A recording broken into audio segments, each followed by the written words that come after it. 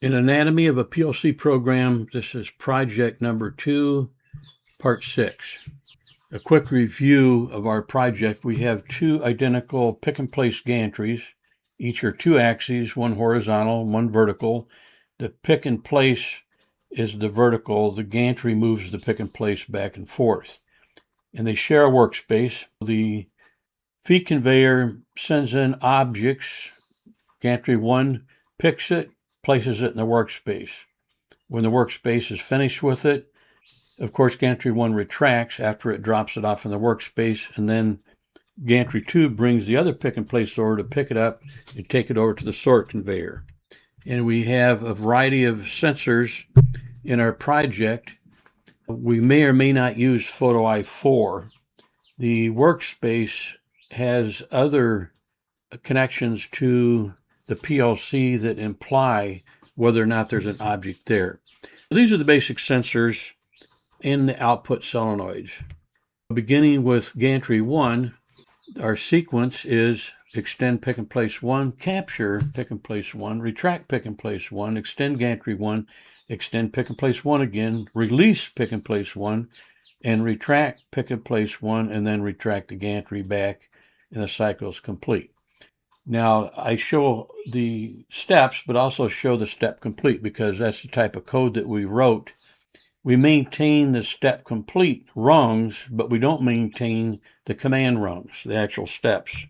And then, of course, our second gantry has a very similar.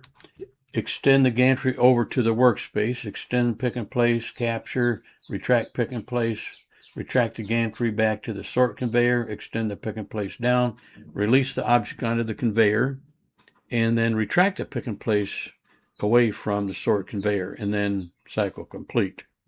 We have an operator program that the operator from an HMI can select manual mode, can home all the axes, and select the auto mode, and then select cycle start.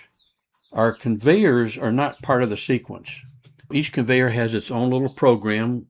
The feed conveyor basically is going to run as long as there is no object in front of photo I3 where the pick and place is. We do have a timeout timer that can be adjusted. If you go to break or something, after 10 seconds, 30 seconds, something, the conveyor stops running. And when you come back from break, if you place an object on the conveyor and trigger one of those photo eyes, then it takes back off again. And the sort conveyor is going to run in one direction or the other based on whether the object is valid or invalid. I say valid or invalid. It doesn't really matter why you're sorting, but the sort conveyor, I see a problem there in the code. It should say run sort conveyor. I put the wrong tag in there. I'll have to correct that. Well, the conveyors are on their own separate little program. Then we had some simulations. And the area that we want to simulate are the 2 pick and place, 2 axes gantries. And these are the sensors that we want to simulate. In other words, if we command the pick and place to extend, then after a period of time, we want Prox4 to see something. We added code to simulate the motion because we don't have any equipment.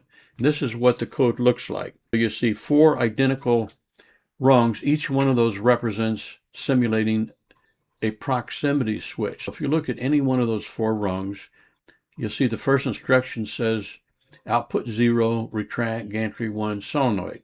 If we tell gantry 1 to retract, then it's going to start a timer, and when the timer's done, it's going to turn on a bit that we're calling prox, G1 retracted, input 4, and it's going to seal itself in until output 1 comes on, and then right below it you can see it does the same thing with output 1. You have retract and extend for the gantry, retract and extend for the pick and place. And then the last rung down there, we are simulating the capture.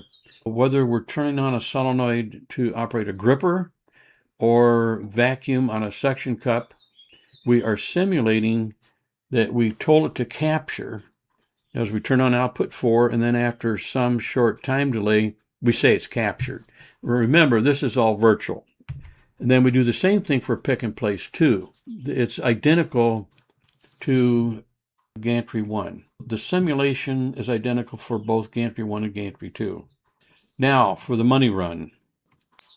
This is the operator program, or operator file in the program, where the operator can select manual, home all axes, select auto mode, and cycle run.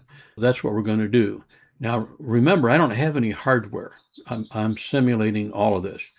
I'm going to go here, right-click, toggle Boolean value.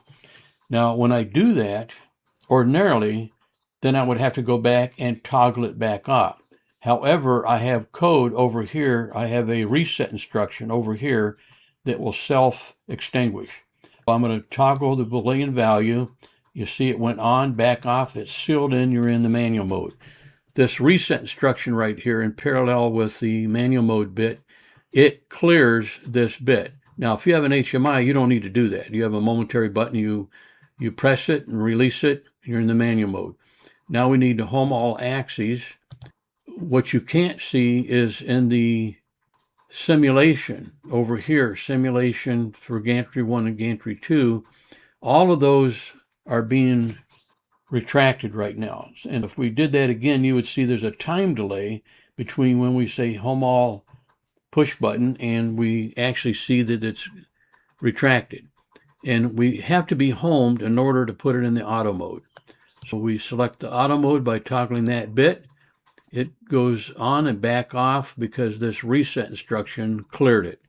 Now we want to go to cycle start, toggle that on, and it self-clears itself. We're in cycle run. Right now we're in auto mode and cycle run. So if we go to sequence 1 gantry and we want to trigger this sequence, notice that right now it doesn't show. Well, it shows that the run conveyor is in timeout. Now, I have 60 seconds in there, 1 minute. If I interrupt any of these photo eyes, that's going to clear this timer. I'm just going to interrupt photo eye 3, which is input 2. It wouldn't matter which one I interrupted, the conveyor is going to start. But I actually want to say that there is an object in front of photo eye 3 to do a pick and place. So I toggle this on, and see, we start the timer, and then extend pick and place 1. Step 1 complete, capture pick and place, step 2 complete, retract pick and place.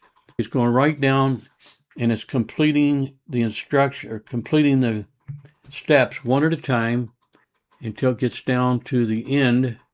Retract the gantry back over the feed conveyor, and now step 8 is complete. Now, step 8 complete, we repeat that in G1 cycle complete. You don't have to do that. You could use G1 step 8 complete every place you did G1 cycle complete. I leave this in here in case I want to add a step 9, step 10, etc. It just makes it a little bit cleaner. I just ran an object over to the workspace. Now I'm going to go to sequence gantry 2, and the workspace has to say that there's something there. This is kind of up in the air. Object in the workspace, we don't have a valid object. So we'll just toggle this on to say it's valid. We got a valid object.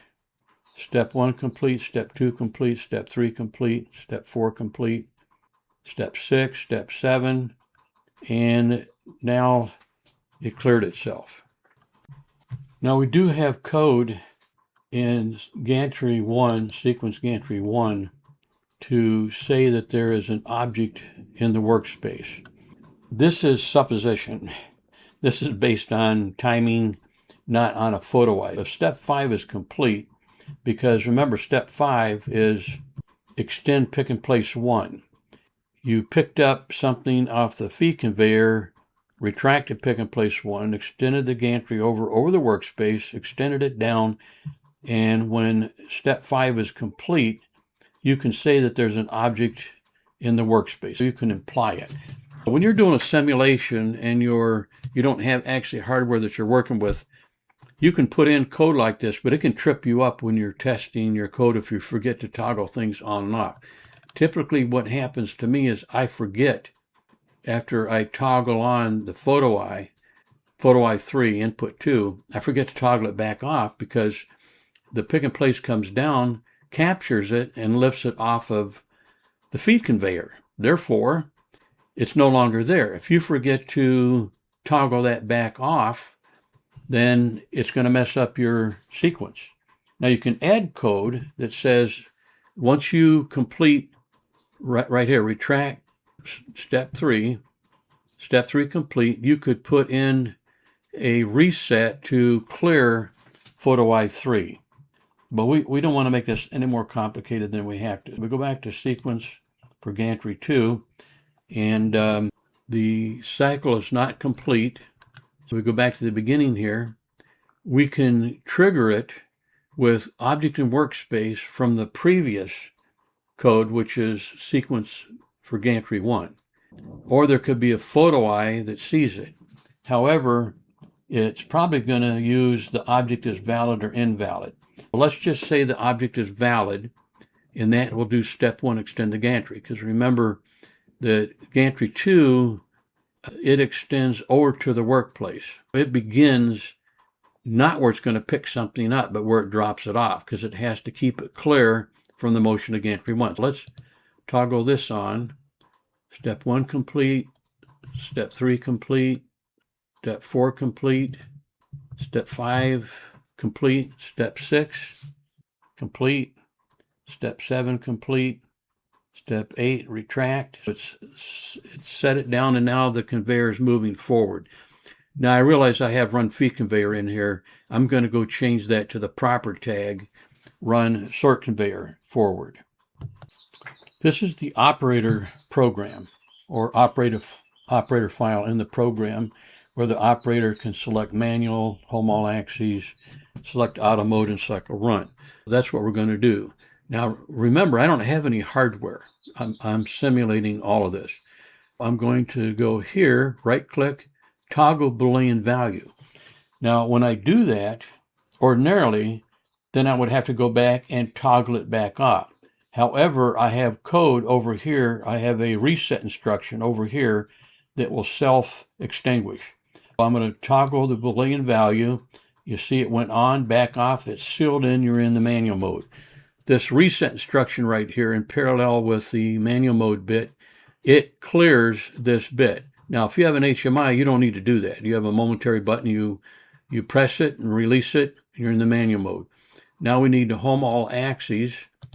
What you can't see is in the simulation over here, simulation for gantry 1 and gantry 2, all of those are being retracted right now. And if we did that again, you would see there's a time delay between when we say home all push button and we actually see that it's retracted. And we have to be homed in order to put it in the auto mode. So we select the auto mode by toggling that bit. It goes on and back off because this reset instruction cleared it. Now we want to go to cycle start, toggle that on, and it self-clears itself. We're in cycle run. Right now we're in auto mode and cycle run. So if we go to sequence 1 gantry and we want to trigger this sequence, notice that right now it doesn't show, well, it shows that the run conveyor is in timeout. Now I have 60 seconds in there, 1 minute.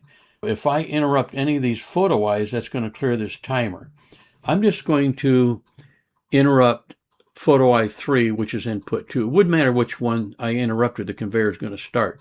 But I actually want to say that there is an object in front of photo eye 3 to do a pick and place. So I toggle this on and see we start the timer and then extend pick and place 1, step 1 complete, capture pick and place, step 2 complete, retract pick and place. It's going right down and it's completing the instruction or completing the steps one at a time until it gets down to the end. Retract the gantry back over the feed conveyor, and now step 8 is complete. Now, step 8 complete, we repeat that in G1 cycle complete. You don't have to do that. You could use G1 step 8 complete every place you did G1 cycle complete. I leave this in here in case I want to add a step 9, step 10, etc. It just makes it a little bit cleaner. I just ran an object over to the workspace. Now I'm going to go to sequence gantry 2, and the workspace has to say that there's something there. This is kind of up in the air. Object in the workspace, we don't have a valid object. So we'll just toggle this on to say it's valid. We got a valid object. Step 1 complete, step 2 complete, step 3 complete, step 4 complete, step 6, step 7, and now it cleared itself. Do that again. Now we do have code in gantry 1, sequence gantry 1, to say that there is an object in the workspace. This is supposition. This is based on timing, not on a photo ID. If step 5 is complete, because remember, step 5 is extend pick and place 1.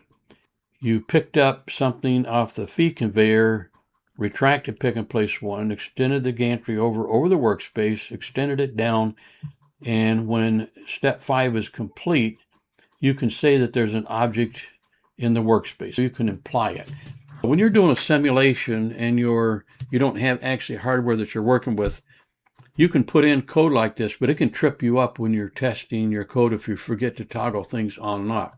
Typically what happens to me is I forget after I toggle on the photo eye 3, input 2, I forget to toggle it back off because the pick and place comes down, captures it, and lifts it off of the feed conveyor. Therefore, it's no longer there. If you forget to toggle that back off, then it's going to mess up your sequence. Now you can add code that says once you complete right here, retract step 3 complete, you could put in a reset to clear photo eye 3. But we don't want to make this any more complicated than we have to. We go back to sequence for gantry 2, and the cycle is not complete. So we go back to the beginning here. We can trigger it with object in workspace from the previous code, which is sequence for gantry 1. Or there could be a photo eye that sees it. However, it's probably going to use the object is valid or invalid. Let's just say the object is valid, and that will do step 1, extend the gantry. Because remember that gantry 2, it extends over to the workplace. It begins not where it's going to pick something up, but where it drops it off, because it has to keep it clear from the motion of gantry 1. Let's toggle this on. Step 1 complete, step 3 complete, step 4 complete, step 5 complete, step 6 complete, step 7 complete, step 8 retract. It's set it down, and now the conveyor is moving forward. Now I realize I have run feed conveyor in here. I'm going to go change that to the proper tag, run sort conveyor forward. If you need more training on these subjects, remember that we have 8 volumes of hands-on lab projects for RS Logix 500, Micrologix, RS Logix Studio 5000, and Connected Components Workbench with the Micro 800, in addition to 1 manual on Ignition HMI software. So you may want to back up and avail yourself of these manuals. We also sell kits and pre-built digital and analog field device simulators. We also do on-site training. I hope you got something out of this, and thank you for watching. Our website is plcprofessor.com, and our YouTube channel is PLC Professor.